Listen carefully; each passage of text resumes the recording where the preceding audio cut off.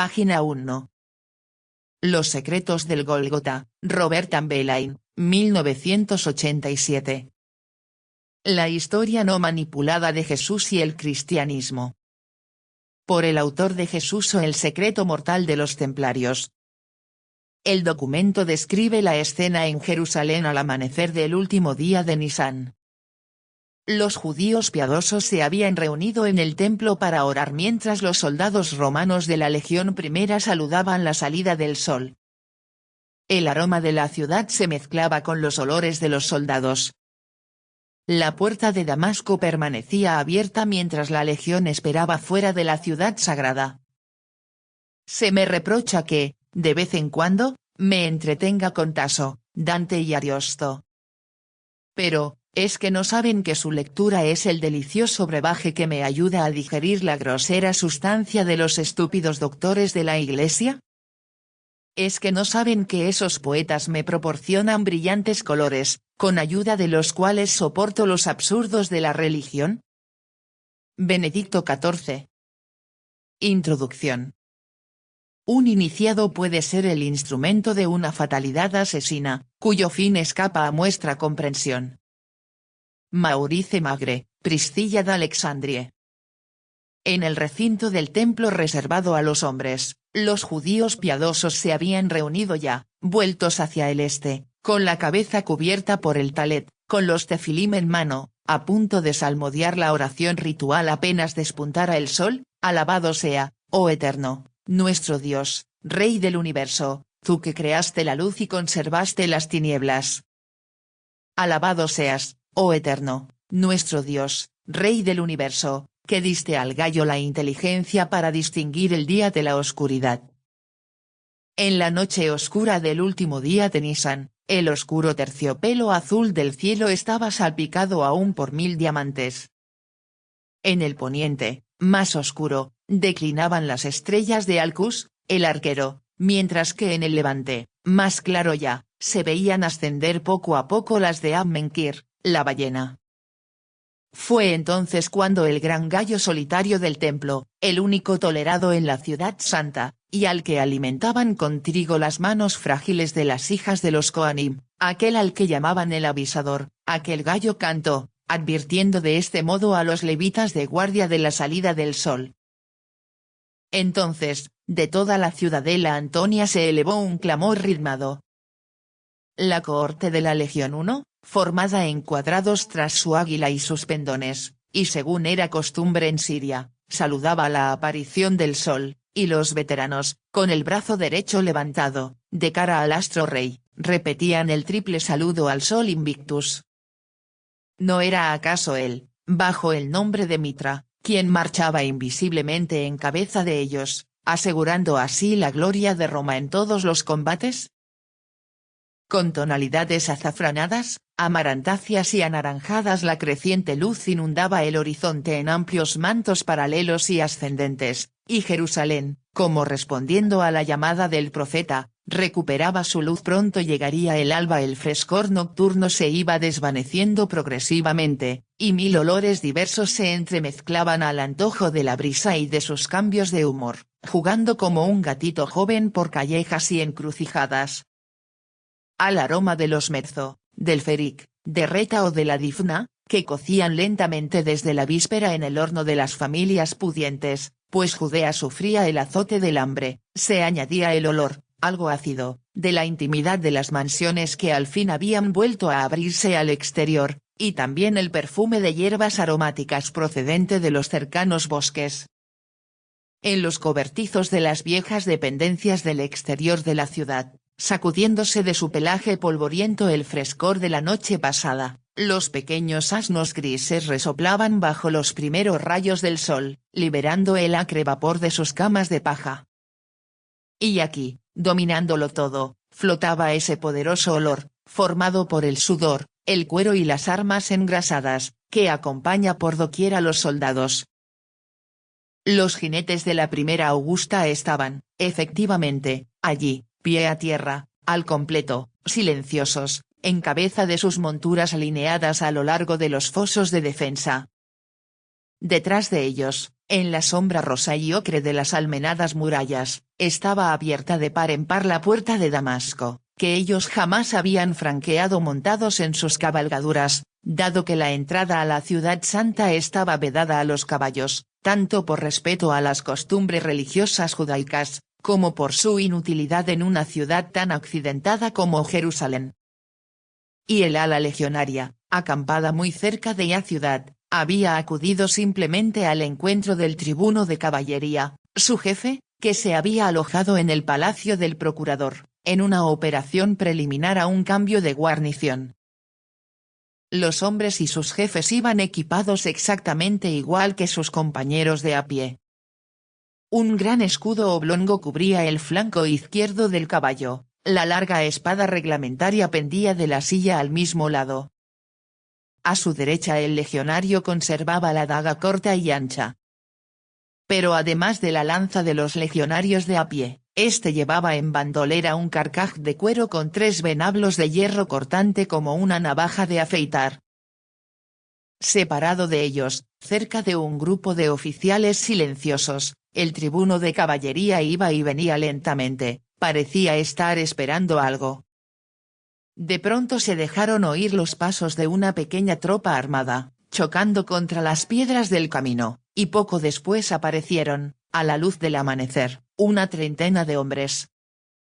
Era el destacamento explorador que el tribuno había enviado en vanguardia.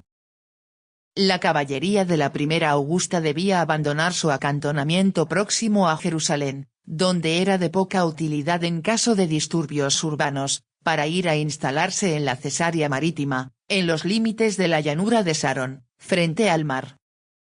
Y el tribuno se había alegrado de abandonar Jerusalén, esa ciudad de fanáticos, para encontrarse de nuevo con la apacibilidad de las guarniciones romanas y también con los cuerpos cálidos y mórbidos de las cortesanas idumeas.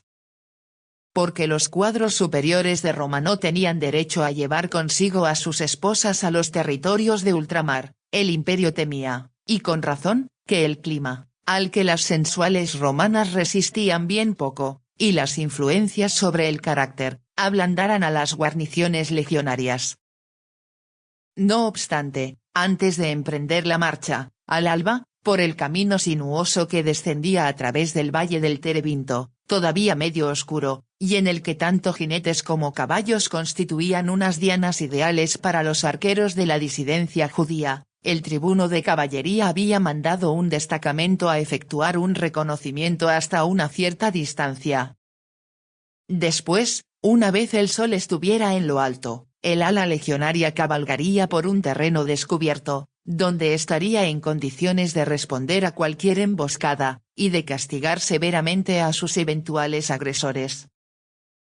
El centurión que estaba al mando de las 3 decurias de exploradores, reordenó las filas, ordenó el alto, y luego, rígido bajo su capa escarlata, con el brazo derecho levantado, saludó al magistrado militar.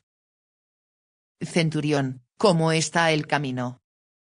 Tranquilo y seco, tribuno. En esas regiones mediterráneas, bastante bajas de latitud, las auroras y los crepúsculos son muy cortos. Y el sol naciente ya empezaba a lanzar sus destellos por el horizonte, irradiando una nueva luz que abrazaba con sus rayos las rojizas murallas de la antigua ciudad de Adonichedec. En lo alto, dominando la ciudad santa, el lodo y el cobre rojo del techo y de las gigantescas puertas del nuevo templo lanzaban un insoportable y deslumbrante fulgor. Y bajo el ligero calor que insidiosamente se dejaba sentir, la brisa de pronto llevó un olor a la vez dulzón y nauseabundo. Olfateando ese ligero viento con un rictus de asco, el tribuno se dirigió lentamente hacia el ángulo del recinto nuevo, desde donde podían distinguirse, a lo lejos, las masas de la torre Sefinos. Entre esta y la puerta de Damasco se elevaba un montículo que los judíos llamaban Gólgota, una palabra hebrea que significa cráneo. Según una de sus inverosímiles leyendas, era allí donde reposaba el cuerpo incorruptible de Adán, y era precisamente el cráneo de este el que estaba revestido por la tierra de aquella colina estéril. Calva como un lugar maldito por el cielo y por los hombres, la colina tenía, tanto de día como de noche, un aspecto siniestro. Allí era donde, de día, se precipitaban en busca de pasto los cuervos y buitres. Allí era donde, de noche, merodeaban con el mismo fin el chacal y la hiena. Pues así es el destino de los lugares de ejecución, que hace que la muerte alimente a la vida. En la cima del Monte Calvo se erguían algunos postes patibularios, que parecían esperar su siniestro travesaño, y también dos cruces completas, recortándose sobre el cielo claro de Judea.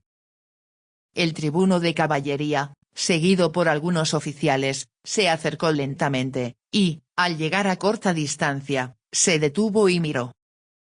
En las cruces había dos crucificados. Estaban muertos. Y quizás ya desde la antevíspera. Pero lejos estaban ya los tiempos en que Roma, en su tolerancia religiosa, permitía a las familias de los condenados a muerte no esclavos que descendieran del ignominioso patíbulo el cadáver del ser querido antes de la puesta del sol, para, según la ley judía, no mancillar la tierra santa de Israel. Por eso era por lo que, apoyado sobre su lanza, con la nariz tapada por su capa de estameña marrón, algunos soldados de la tercera Cirenaica, aunque se les revolviera el estómago, montaban una guardia, a pesar de todo vigilante, frente al Gólgota. Y es que, por orden de Tiberio Alejandro, los cuerpos tenían que permanecer en las cruces patibularias hasta que la putrefacción y las rapaces hubieran llevado a término su acción natural. Así, según había declarado el procurador, ya no se vería renacer jamás aquella absurda leyenda que había seguido a la ejecución de Jesús, el rey de los judíos, hijo primogénito de Judas el Galileo, y crucificado 14 años antes, en tiempos del procurador de Poncio Pilato. Porque sus faccionarios, los celotes, bien corrompiendo o bien emborrachando a la milicia del templo encargada de la vigilancia de la tumba, habían conseguido apartar la losa sepulcral, habían recuperado el cadáver, previamente embalsamado con mirra y aloes para este fin, y se lo habían llevado en secreto a Samaria, donde los judíos no podían penetrar ni efectuar pesquisa alguna. Allí lo habían inhumado secretamente en una tumba en apariencia ocupada ya por un tal Ioannes, al que los judíos llamaban el Bautista. Y luego sus seguidores afirmaron que había resucitado.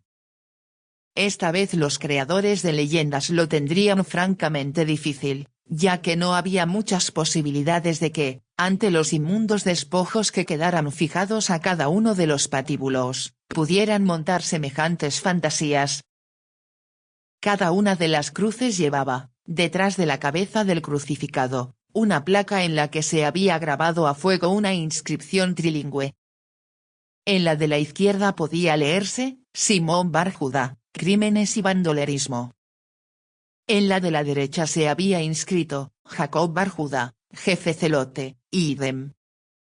Complaciente, el tribuno comentó para aquellos de los centuriones que no sabían leer, el de la izquierda es el famoso Simón, llamado también la Piedra, era el hermano de Jesús, el rey de los judíos, y le sucedió como rival de Herodes Agripa, como pretendiente al trono de Israel. El de la derecha es Jacobo, su otro hermano, que al final fue el preferido de sus bandas, pero su muerte tampoco resuelve nada, porque deja un nieto, Menahem. Mientras Roma no haya aniquilado a esta familia, no tendremos paz en estas regiones. Silenciosos, envueltos en sus capas rojas, los centuriones contemplaban los cuerpos de los ajusticiados, pues el ala legionaria acuartelada en Betania no había ni asistido ni participado en la ejecución, ya que se le había mantenido en reserva para el caso de que se produjeran posibles disturbios. Alrededor de las dos cruces, manchadas por la orina y los excrementos de los condenados, se arremolinaban enjambres de moscas zumbantes. Y el tribuno de caballería, por su parte, revivía la espantosa escena de esa doble crucifixión. Aquella mañana, muy temprano, la tuba de guardia en la Ciudadela Antonia había lanzado las notas de congregación general, notas repetidas por los otros diversos acuartelamientos. Poco después, las rejas de la Antonia se habían abierto a lo alto de la doble escalera de piedra, y habían aparecido, en filas apretadas, los manípulos. Los hombres iban con equipo de asalto, llevando únicamente la espada corta y el pilum o lanza, y el escudo al brazo izquierdo. Habían tomado la dirección del Gólgota, lugar inhabitual de las ejecuciones, hacia el que convergían asimismo todos los otros destacamentos. Centuria tras centuria, el sonido rítmico de sus pasos sobre el pavimento había congregado por las callejuelas y detrás de las ventanas a las multitudes judías de todos los barrios próximos, silenciosas y graves. Formados en cuadrado, los 2/3 de la cohorte de los veteranos se habían colocado alrededor de la fúnebre colina, dándole la espalda y haciendo frente a la multitud, mantenida a respetuosa distancia. De la Antonia al Gólgota las tropas ordinarias estaban codo a codo, apretando a los curiosos contra las murallas, y bloqueando en triple fila a aquellos que, en cantidades innumerables, venían a amontonarse por las callejas transversales. Habían esperado largo rato. En el intervalo, de la ciudadela había salido una carreta tirada por un esclavo, escoltada por algunos legionarios ligeramente armados. En la carreta había 2 braseros, sacos de carbón de leña, fuelles, y media docena de flagra, especie de grandes mazos, cuyo mango de madera se convertía en hierro en el extremo superior y llevaba 4 cadenitas con bolas de bronce y cuyos anillos eran planos y oblongos. Y un largo murmullo temeroso había corrido entonces entre la muchedumbre: los látigos de fuego. Los látigos de fuego. Una vez llegados al Gólgota, los soldados que, según la costumbre romana, debían ejercer el oficio de verdugos, dispusieron los braseros, colocaron carbón, los encendieron y atizaron el fuego con ayuda de los fuelles de cuero. Cuando el carbón no fue ya más que brasas ardientes, sumergieron en él las cadenitas de los flagra, cuidando que los mangos de madera no estuvieran al alcance de las pavesas encendidas. Bruscamente la muchedumbre se agitó, y, volviéndose, los legionarios la retuvieron y la hicieron retroceder a golpes de escudo o de mangos de pilum. Acababa de salir de la Antonia un nuevo cortejo. Precedidos y enmercados por los hombres de un manípulo completo, 2 hombres de edad avanzada caminaban lentamente, con el torso desnudo. Les habían bajado las vestiduras hasta los riñones, y avanzaban con los brazos en cruz, atados a un madero que, a la manera de yugo, reposaba sobre sus hombros y su nuca. Del cuello de cada uno de ellos colgaba una plancha que llevaba una inscripción en latín, griego y hebreo, la que debía figurar tras sus cruces. Sus rostros estaban pálidos y demacrados, envueltos por una cabellera y una barba hirsutas, sus ojos ardían de fiebre, y de sus flancos palpitantes sobresalían las costillas. El corto trayecto de la Antonia al Gólgota se realizó, en un silencio de muerte, al paso lento de los condenados. Para dar mayor solemnidad a la doble ejecución, Tiberio Alejandro había prohibido el habitual acompañamiento de las plañideras. Al pie de la colina, el manípulo se detuvo bajo una orden breve, y solo unos pocos soldados empujaron con sus picas a los 2 hombres hacia la cima, al encuentro con sus verdugos. Primero desnudaron completamente a los condenados, luego les condujeron hacia el poste vertical de su futura cruz. Allí, de una zancadilla, les hicieron caer de bruces, la cara contra el madero. Les sujetaron fuertemente la cintura con una cadena, y el cuello con otra, los brazos seguían atados al travesaño que llevaban encima. 2 parejas de verdugos sacaron, cada uno, un flagrún del fuego del brasero y se colocaron a ambos lados de cada condenado. El situado a la izquierda debía golpear en primer lugar, y el otro debía seguir. Volvieron la cabeza y esperaron. El centurión exactor mortis levantó la mano, y la bajó. Los verdugos situados a la izquierda balancearon sus cadenas, al rojo blanco, y, con toda su fuerza, golpearon los costados de los 2 condenados. Un horrible alarido brotó del pecho de los condenados, pero los verdugos, tras un breve lapso de tiempo, arrancaron la carne viva de los flagra, y ya los de los segundos ejecutantes se abatían desde el otro lado, con el mismo breve lapso de espera y el mismo golpe para su extracción de la carne. Y las elásticas y pesadas descargas de hierro al rojo vivo continuarían abatiéndose con cadencia, en medio de los gritos de sufrimiento y de un olor a carne chamuscada, abriendo en los costados y riñones de los condenados largos surcos negruzcos, donde, como delgadas lágrimas, destilaban el suero y la sangre. A intervalos regulares volvían a introducir sus flagra en el fuego de los braseros, y los recuperaban de nuevo cuando estaban bien rojos. La ley judía, que en materia de castigo no utilizaba más que el látigo de cuero, limitaba a 39 el número de latigazos que un condenado podía recibir. Pero la ley romana no fijaba ningún límite en el caso de una condena a muerte. De todos modos, y a fin de que los condenados no murieran bajo los espantosos sufrimientos del flagra y padecieran íntegramente la crucifixión que debía seguir, el exactor mortis responsable de la ejecución, al ver que uno de los dos hombres se había desvanecido, ordenó al fin, satis punto. Los verdugos se detuvieron, pero no obstante uno de ellos cruzó una última vez la espalda de su víctima. El látigo de vid del centurión silbó y le golpeó en pleno rostro. «He dicho que ya es bastante punto», exclamó airado el exactor. El hombre se llevó la mano a su cara tumefacta, y no pronunció palabra. Desataron a los condenados y los separaron de los postes. La continuación se desarrolló como todas las crucifixiones. Se hizo beber a los dos hombres la bebida calmante ofrecida por las mujeres de una cofradía judía que asistía a los condenados a muerte. A continuación, sin miramientos, los pusieron espalda contra el suelo, y la arena y la grava sucia penetraron en las heridas supurantes, por el propio peso del cuerpo, haciendo estallar las ampollas y arrancando largos gemidos a los dos infortunados.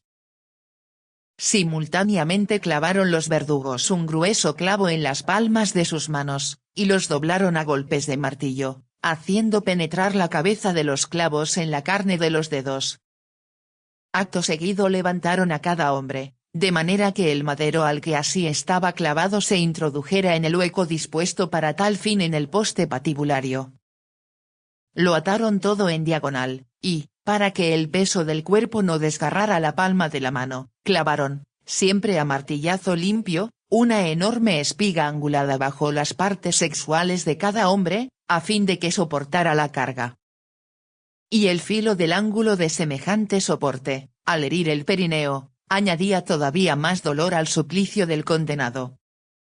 Por último, y con ayuda de un nuevo clavo para cada uno, fijaron ambos pies, haciendo crujir los huesos, y luego desataron los antebrazos de las ligaduras anteriores.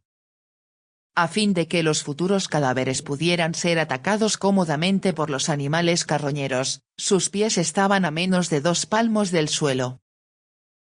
A todo eso había que añadir que los miembros inferiores y superiores de los dos rebeldes no habían sido previamente quebrados, sin duda para que los condenados permanecieran más tiempo con vida. La sed, el calor, las moscas vinieron a aumentar los dolores físicos, ya terroríficos por sí mismos, pues la sangre y el suero que destilaba la espalda hacían que se adhirieran al rugoso madero las heridas en carne viva. Continuaba la fiebre. Hacia el atardecer encendieron delante de ellos un abundante fuego de leña, tanto para alumbrar el Gólgota como para permitir a los legionarios de la legión siria que se calentaran en el frío de las noches de Nisán. Además, y por prudencia, otras 2 antorchas ardían permanentemente detrás de las cruces, en lo alto de unas pértigas plantadas en el suelo.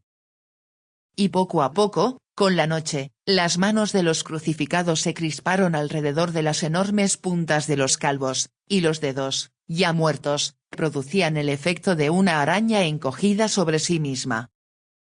Las cabezas pendían sobre el pecho, y los cuerpos desplomados, en zigzag, causaban la impresión de una suprema renuncia a la vida. Para los dos moribundos, que temblaban de fiebre y a los que la asfixia iba ganando poco a poco. Cada hora había equivalido a un día, y cada día a una semana. A pesar de eso, por segunda vez se les negó una muerte piadosa y dulce. Hacia el mediodía siguiente, obedeciendo a las consignas recibidas, el jefe de la patrulla de control dio una orden, y un legionario de rostro curtido por la edad y las campañas se acercó a los inmóviles crucificados. Hizo deslizarse y descender la punta de su pilum bajo la axila derecha y, apoyándola, el soldado fue encontrando el relieve de las costillas. A la altura de una de ellas se detuvo y, lentamente, introdujo su lanza. De la herida fluyó un poco de sangre. El agonizante se estremeció ligeramente y volvió a respirar. A continuación el legionario se dirigió a la segunda cruz, y repitió el proceso. Y así el suplicio duró más. Tímidamente, un centurión preguntó: «Tribuno, ¿no fue a consecuencia del nacimiento de esa superstición judía sobre la pseudo-resurrección de aquel Jesús, por lo que Tiberio César promulgó el edicto que castigaba a la pena capital a los que desplacen la losa de las tumbas para sacar los cadáveres de ellas?» El tribuno reflexionó un instante. Sin duda, probablemente fue eso. Pero también para evitar que los de la secta de Hécate se apoderen de los despojos fúnebres que necesitan para sus invocaciones maléficas. Siguió un silencio. Luego, acompañado por sus oficiales, el tribuno de caballería regresó apaciblemente a la puerta de Damasco, donde habían ido a esperarle jinetes y caballos, procedentes de sus acuartelamientos de Betfage y Betania. Hizo una señal a un centurión. Se oyó una breve orden, y todos montaron en sus cabalgaduras. Hubo una segunda orden y, en silencio, el ala legionaria se puso en movimiento, al paso, en la claridad de la mañana, con el único ruido de los casos de sus monturas o el tintineo de sus armas.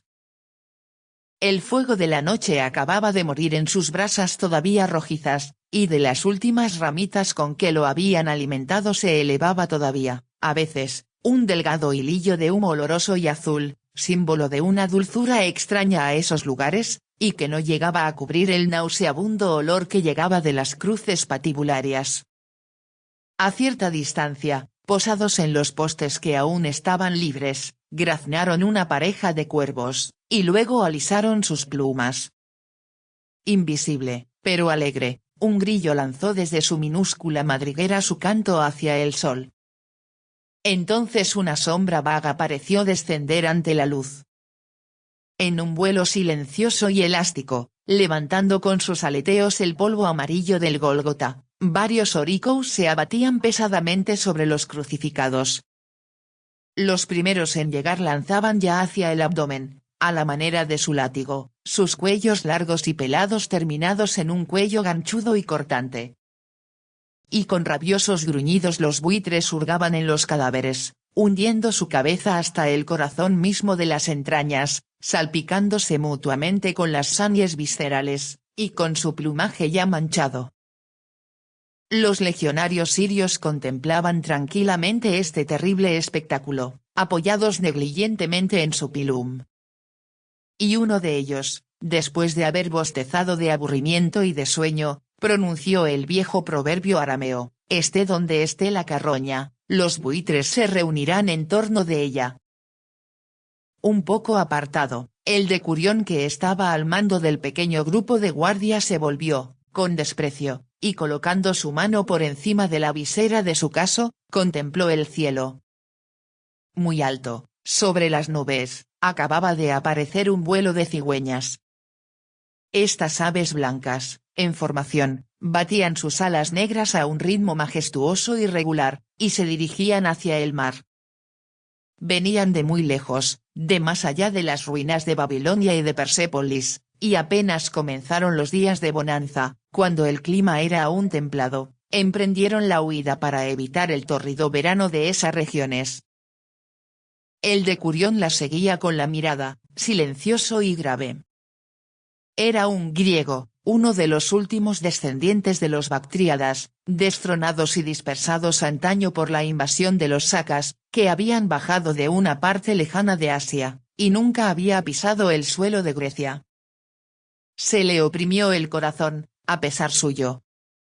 Las cigüeñas iban a sobrevolar su verdadera patria, ellas atravesarían quizás el cielo de la Hélade por encima de Corinto, o, rozando la armonía dórica del Partenón, irían a anidar en el corazón de la Acrópolis por el Pelargicón de las 9 puertas que, como supremo honor, los atenienses habían bautizado como la muralla de las cigüeñas.